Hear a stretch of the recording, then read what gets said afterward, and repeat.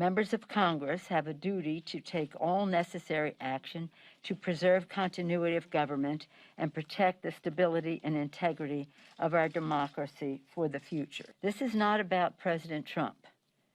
He will face the judgment of the voters, but he shows the need for us to create a process for future presidents. What are your thoughts on this latest situation with Pelosi? Well, the 25th Amendment would apply even if her candidate, Vice President Biden, were elected, and then he could not serve, and the Vice President, Kamala Harris, at that time would become president. So, I mean, this is a little bit of a distraction here, because right now we just have Vice President Biden and we have President Trump, and it's just those two choices, and people are voting. I mean, some of the absentee voting is already underway here in my state of Tennessee.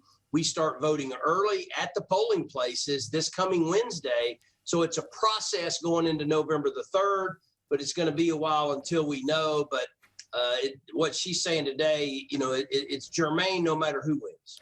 Zach, US President Donald Trump has rejected the virtual debate on October 15, and he said that's not what debating is about. Does he have a point here? I mean, when you think about it, who would want to debate this way?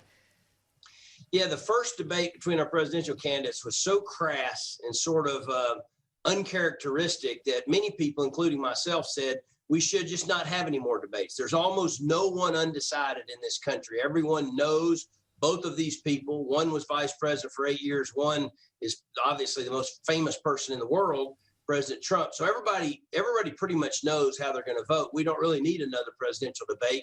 And actually, after the vice presidential debate this week, Janie, a lot of Americans said we wish that those two candidates, Vice President Pence and Senator Kamala Harris, were at the top of the ticket, so that the old guys who didn't even know how to debate were at the bottom of the ticket. So it's a weird moment for our country, but I wish there wouldn't be another debate. Let's just go vote. Everybody pretty much knows how they're going to vote. And Zach, you're there. How are people feeling from a COVID perspective when your leader says COVID is a walk in the park? Yeah, you know, the truth is I think the debate hurt the president last week with senior citizens who don't like that much disrespect. I don't think it helped either one of them, but it hurt President Trump more. I think the way he handled his own COVID diagnosis also hurt him as well. And some of the polling shows that with senior citizens, particularly those in their 60s and 70s, and they vote, that he's not doing near as well. He even went to the White House lawn yesterday, you know, which is a little bit erratic behavior, to tape a video to senior citizens reminding them that he is a senior citizen. And then today on the Rush Limbaugh show, he actually dropped the F-bomb. So some people are asking, is the medicine actually driving some of his actions, that he's, you know, some of the treatment for COVID, he might not be as rational as he should be. And he's always a little irrational, but some people like that. So this is really a strange moment, but I don't think it's helped him. None of the things in the last 10 days have helped the president. Janie, if the president of the United States focuses on three things, he gets reelected. The Supreme Court nominee, that favors him very much, doing it as early as possible. Reopening the country, moving beyond a fear of COVID towards precautions, but reopening the country. And then, frankly, law and order. There's a real unrest here about the left allowing destruction in the streets of our cities. We talked about this 2 weeks ago, but those three issues, law and order, the Supreme Court, and reopening the country, favor the incumbent. But right now he's stepping all over those messages himself with his own behavior and his own defense, and it's not helping him. In fact, right now, it looks like he's on his way to losing, but this race has swung back and forth, and much like 2016, we don't really know where the intensity is. We know what the polls say, but we're not real sure where the intensity is. It does look like the early voting shows Democrat intensity, which actually 4 years ago was the other way. And Zach, you have launched this week Count Every Vote. It's a campaign. Now we're seeing on screen what it's about. We've got the three principles, which can you run us through that? Because you're the co-founder, and this sounds like a really good campaign. So there's 42 what we were called elder statesmen this week by the media here when we announced two weeks ago. Very, very prominent Americans, former Senate Majority leaders from both parties, former secretaries of states from both parties, Secretary of Defense. and I'm one of the little guys in it, but there's 42 of us, evenly divided between Democrats and Republicans, and we say count every vote according to state law. We say remain calm and stay patient.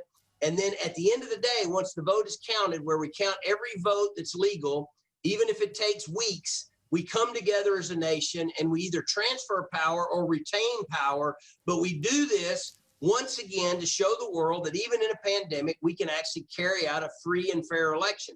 It's almost like we need another body to say to the president or to Mr. Biden, guys, we're going to do the best we can. And at the end of the day, we're going to have to accept the results, because there's some noise on both sides, mostly from President Trump.